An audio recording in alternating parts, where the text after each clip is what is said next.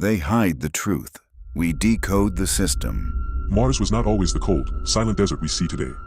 Billions of years ago, it may have had rivers, lakes, even oceans. And if that's true, then Mars may not just have been habitable. It may have been alive.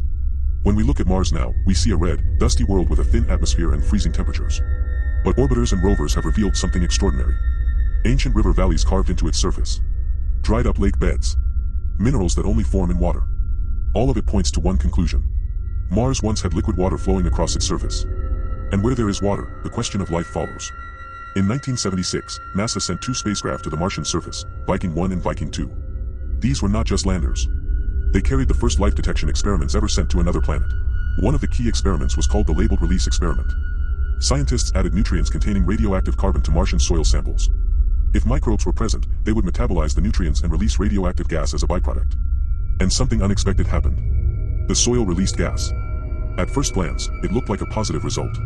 The experiment behaved almost exactly as it would have on Earth if microbes were present. But there was a problem. Other instruments on Viking failed to detect organic molecules in the soil.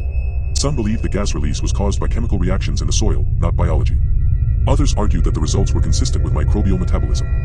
The debate has never fully ended. For decades, the Viking results remained one of the greatest scientific mysteries of planetary exploration. Then, years later, another clue emerged. Methane. On Earth, life survives in extreme environments, deep underground, in acidic lakes, inside rocks, beneath glaciers. Microbes are astonishingly resilient. So imagine ancient Martian microbes billions of years ago. As the climate changed, some may have moved underground, following water deeper below the surface. Waiting. The Viking landers may have touched soil that contained chemical traces of that ancient biology. Or perhaps even living microbes reacting briefly to nutrients before harsh conditions destroyed the evidence. We don't know.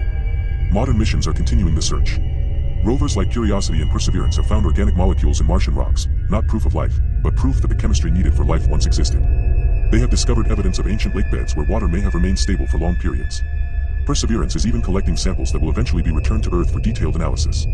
Because the ultimate answer may require laboratories far more advanced than anything we can send to Mars right now.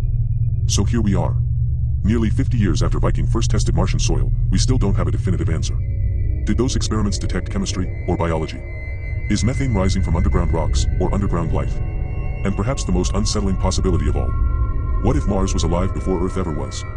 What if life began there first and somehow traveled here? Meteorites from Mars have landed on Earth before. It's not impossible. So maybe the real question isn't whether Mars once had life. Maybe the real question is this.